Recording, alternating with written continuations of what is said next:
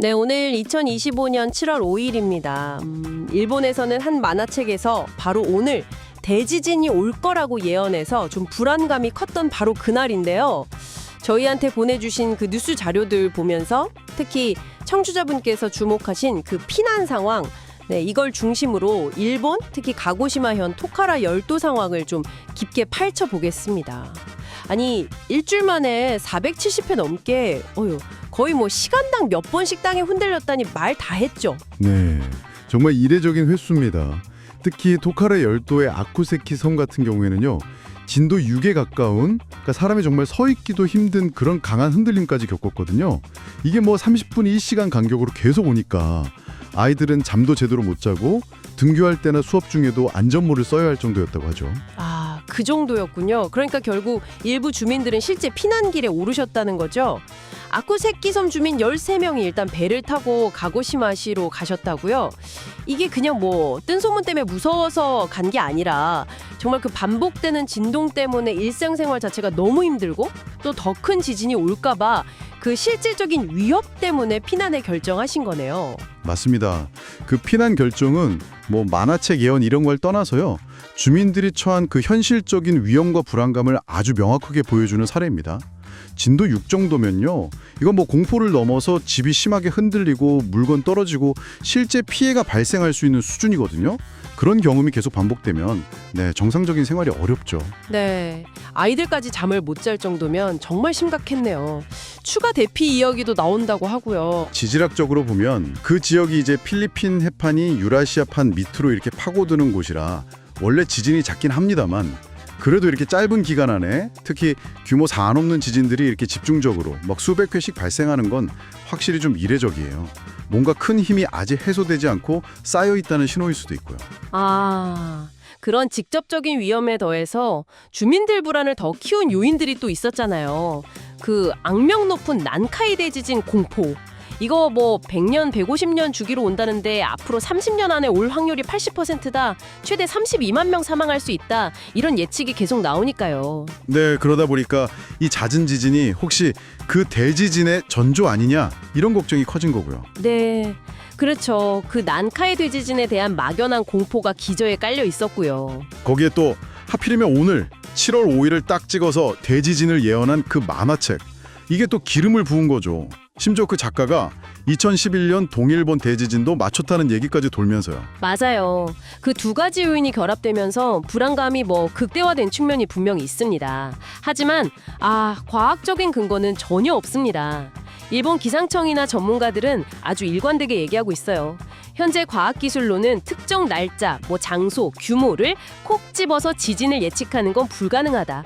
그러니까 7월 5일 설은 근거 없다. 이렇게 딱 선을 긋고 있습니다. 네, 호도되지 말라고 당부도 했고요. 네. 그리고 도카라 열도 자체가 난카이 대지진이 예상되는 그 진원지하고는 거리가 좀 있고요. 최근에 다른 지역, 미야자키현 앞바다에서도 좀 큰 지진이 있었지만 그건 역시 난카이 대지진 가능성을 평소보다 더 높였다고 보기는 어렵다. 이게 공식 판단입니다. 아, 다행이네요. 근데 재밌는 건 그 예언했던 만화 작가 본인도 최근에는 그날 꼭 무슨 일이 일어나는 건 아니다. 이렇게 살짝 입장을 바꿨다고 하더라고요. 네, 그런 소식도 있었죠. 근데 그럼에도 불구하고 이런 설들이 퍼지니까 일본 내에서는 관광객 줄고 사회적으로 좀 영향이 있었나 봐요. 정부까지 나서서 루머 차단하고 그랬다면서요. 심지어 우리나라 부산 앞바다에서 투라치? 도톰. 엄청 큰 심해어가 잡혔는데 이것도 지진 전주 아니냐는 얘기까지 돌았잖아요. 아, 네. 그 심해어 이야기도 있었죠. 근데 그것도 사실 과학적 연관성은 거의 없다고 봐야 합니다.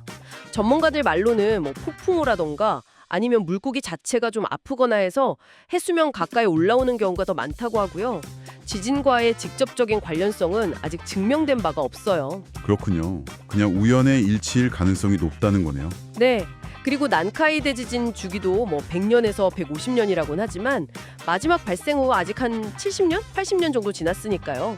당장 임박했다고 단정하기도 좀 어렵다는 의견도 있고요. 결국 보면 도카라 열도 주민들의 피난은 그 만화책 예언 때문이라기보다는 정말 언제든 올 수 있는 진짜 지진의 위협을 바로 코앞에서 내 피부로 느꼈기 때문에 내려진 결정이라고 봐야겠네요. 정확합니다. 그분들의 피난은 어떤 특정 예언에 대한 공포라기보다는 반복되는 실제 위험 앞에서 내린 현실적인 선택인 거죠. 이게 우리에게 주는 시사점이 더 크다고 봅니다.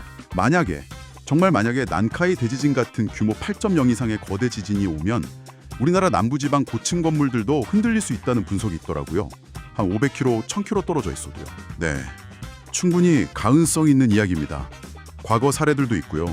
특히 요즘 고층 건물이 많아졌으니까 더 대비가 필요하다는 지적이 나오고 있죠. 그래서 중요한 건 특정 날짜 예언에 불안해하는 게 아니라 일본 기상청이나 전문가들이 계속 강조하는 것처럼 일상적인 대비를 하는 겁니다. 일본은 어디서든 언제든 지진이 발생할 수 있는 곳이니까요. 그걸 인지하고 평소에 대비하는 자세가 가장 중요하다는 거죠. 네. 정리해보면 오늘 살펴본 도카라 열도 주민들의 피난은 잦은 지진이라는 그 실체적인 경험에 특정 예언이나 거대 재난 가능성 같은 불안 요소들이 겹쳐서 나타난 어떻게 보면 굉장히 현실적인 대응이었다. 과학은 특정 날짜 예언을 부정하지만 오히려 언제든 닥칠 수 있는 재난에 대한 상시 대비의 중요성을 더 강조하고 있는 상황이네요. 그렇습니다. 그래서 청취자분께서는 이 상황을 어떻게 보시는지 궁금합니다. 이렇게 확인되지 않은 정보가 넘쳐나는 시대에 우리는 실제 위험과 막연한 불안감 사이에서 어떻게 균형을 잡아야 할까요? 특히 피난이라는 아주 중대한 결정을 내리는 그 심리, 그리고 우리 사회는 이런 상황에 대해 어떤 준비를 하고 있어야 할지 한번 같이 고민해 볼 만한 지점이 아닐까 싶습니다.